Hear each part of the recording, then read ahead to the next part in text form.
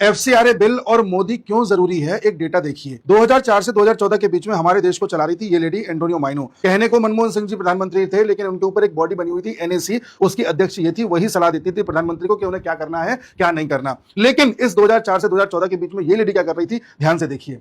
इस बीच 2008 का एक आर्टिकल है जिसे एक फ्रांस के व्यक्ति ने लिखा है, फ्रैंकोइस गुटेरियर ने। इनका कहना है कि 2008 में मैं भारत गया, मैंने ये देखा कि पूरे भारत में क्रिश्चियन पॉपुलेशन सिर्फ 2.3% है, लेकिन भारत के 5 राज्य ऐसे हैं जहां का सीएम क्रिश्चियन बनाया गया है, फिर चाहे नागालैंड हो, मिजोरम हो, मेघालय हो, केरल हो या आंध्र प्रदेश हो। क्या कारण था? साथ ही सोनिया गांधी के करीबी जितने भी लोग थे वो या तो क्रिश्चियन थे या मुसलमान थे या ऐसे लोग थे जो हिंदुओं से बहुत नफरत करते हैं। फॉर एग्जांपल अंबिका सोनी, जो कि क्रिश्चियन थी, कांग्रेस की जनरल सेक्रेटरी थी, सोनिया गांधी की करीबी थी और भारत के कई राज्यों पर उनका प्रभाव था। वो ऊपर से ऑब्जर्व करती थी कि सब सही चल रहा है कि नहीं चल रहा। उसी तरह से Oscar Fernandes union program implementation minister बनाए गए थे। मार्गरेट अल्वा ये महाराष्ट्र ऊपर से देख रही थी, यानी पूरा कंट्रोल इनके हाथ में था।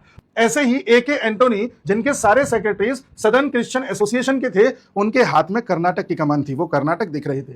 उसी तरह से वेल्सन थेम्पू, जो कि हिंदू हेटर हैं, उनको एनसीईआरटी करिकुलम रिव्यू कमेटी का चेयरमैन बनाया गया था। जॉन दयाल, जो एक और हिंदू हेटर थे, इनको नेशनल इंटीग्रेशन काउंसिल का सदस्य बनाया हुआ था। इस काउंसिल में भी इस तरह के लोग थे जो ये बताते थे देश में क्या होना है क्या नहीं होना। कांचा इलिया, जो हिंदुओं से बहुत नफरत करते थे, इनका काम था यूएन में और यूएस कांग्रेस में जाकर के भारत के साथ संबंधों को बेहतर करना। अब ये किस तरह के पॉइंट्स देते होंगे हम सब जानते हैं। उसी तरह से अजीत जोगी, जो छत्तीसगढ़ के पहले सीएम बनाए गए थे सन 2000 में, कांग्रेस की सरकार आई थी, ये क्रिश्चियन थे। दिग्विजय सिंह 26/11 के बाद किस तरह से एक बुक लॉन्च करवा रहे थे जिसमें लिखा गया था हिंदू टेररिज्म, ये जो 26/11 हुआ ये आरएसएस ने करवाया है, ये हिंदुओं ने किया है। ये पूरी कोशिश कर रहे थे ये सिद्ध करने में कि तो हिंदू आतंकवाद है। इसी क्रम में इन्होंने आगे बताया है कि उस दरमियान लगभग 4000 फॉरेन क्रिश्चियन मिशनरीज चल रही थी जो अलग अलग स्टेट्स में कन्वर्जन का कार्यक्रम चला रही थी। त्रिपुरा का एग्जाम्पल दिया है, 1991 में त्रिपुरा में क्रिश्चियन थे ही नहीं, लेकिन जैसे जैसे वक्त बीतता गया 2011 तक वहां पर 90% तक की बढ़ोतरी देखी गई। इसका सबसे अच्छा उदाहरण मिलता है नॉर्थ ईस्ट में, किस तरह से ब्रिटिशर्स ने और कांग्रेस ने मिलकर के लोगों को कन्वर्ट किया